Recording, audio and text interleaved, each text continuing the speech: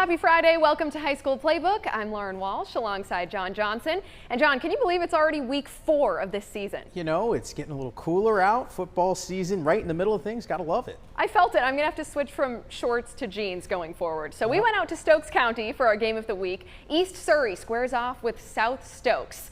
And we're giving the Saras band some love tonight. Check them out. They set the scene for our game of the week. The visiting Cardinals make some noise on the first play of the game. QB Folger Boaz uses that baseball arm to sling one to Leighton Allen. He stays on his feet, 62 yards to the house. East Surrey's on the board 7-0. Then after a Cardinals interception, Boaz is back. He throws a dart to Luke Brown, 10-yard TD. It's 14-0 East Surrey. South Stokes fights back as Junior Hairston finds DJ Goolsby. Composure, concentration, catch. 25-yard touchdown, 14-6. Saras close the gap. Ensuing kickoff, East Surrey's Kyle Zinn doesn't like how close it is, so he changes that single-handedly. This is the second week in a row Zinn punches in a kick return touchdown. This one is 86 yards.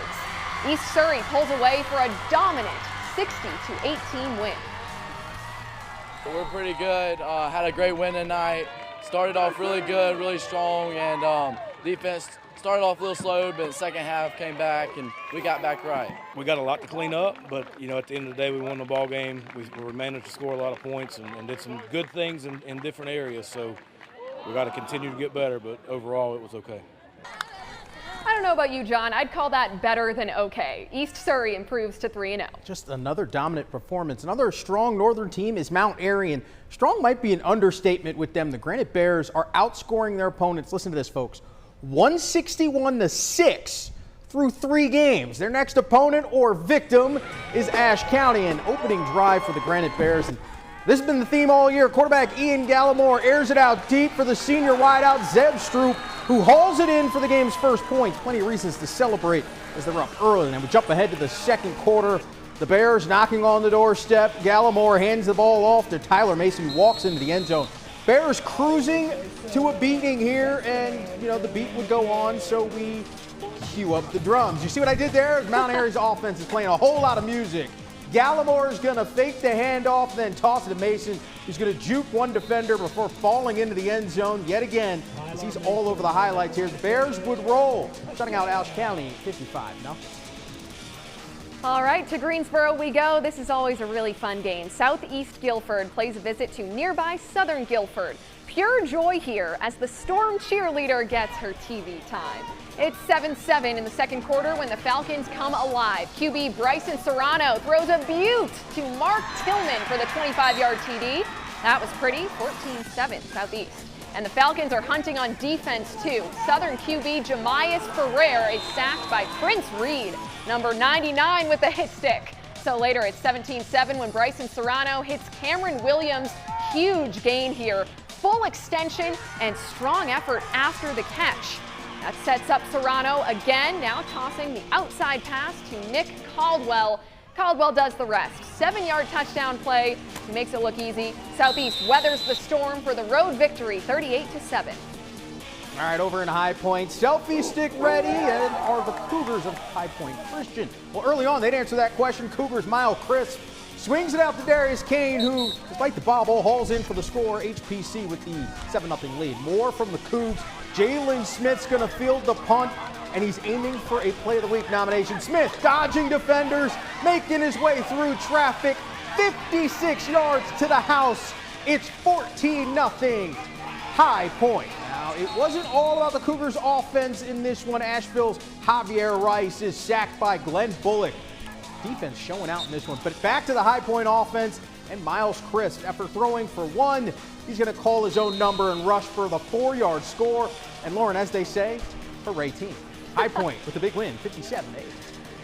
Okay, third game of the season for the 1-1 Bishop McGuinness Villains. They host North Raleigh Christian. First quarter, Villains open up the scoring. Noah Nagel takes the handoff. We've got a bush push situation. The lineman helping Nagel into the end zone, and it's 7-0 Bishop. Still 7-0 in the first when Villains quarterback Jack Lee gets a little greedy. His pass here, we catch up to it, intercepted by Stone McDonald, and McDonald is eventually bumped out of bounds. So that sets up this drive for North Raleigh. McDonald doing it on offense this time, weaving in and out of traffic for 6, and the Knights take home the dub 38-14 over the Villains. All right, we're heading out to Davie County, where this happens to be one of the best atmospheres for high school football I've seen. The War Eagles already ready for the battle. They're 2-0, looking strong, hosting Mooresville Friday night. Beautiful night for some football in Mocksville. War Eagles waste no time. A few minutes in, Davie QB Alex Summers hands the ball off to Tate Carney, and he must be covered in oil because he slips through the defense. Carney in there for the score, 7-0 Davie. War Eagles quickly back in the red zone from 16 yards out. Summers connecting with Zamir Hudson for the score. Davie in cruise control. It's 14. Look at the rowdy crowd. You got to love it. Later on, it's 17-7, and it's the Summers-Hudson link up. This time, deep, connecting with Hudson on the run, and they're not going to get him. 86 yards for the score. Davie County races to the 51-34 win over Mooresville. Did you catch that there, the little Michael Jordan shrug? I saw it. Walkertown looking to get back to 500 on the season, visiting Winston-Salem Prep. Phoenix trailed 24-0 in the second. They're back to punt until they're not punting any longer. Arion Matthews pulls it down, and he's running up the sideline before being shoved out of bounds, but he picks up the first down. A couple plays later, Prep finds the end zone. Jamison Graves connects with Jaden Penn for 6. The Phoenix are on the scoreboard, trailing 24-8. But Walkertown's offense is just too much.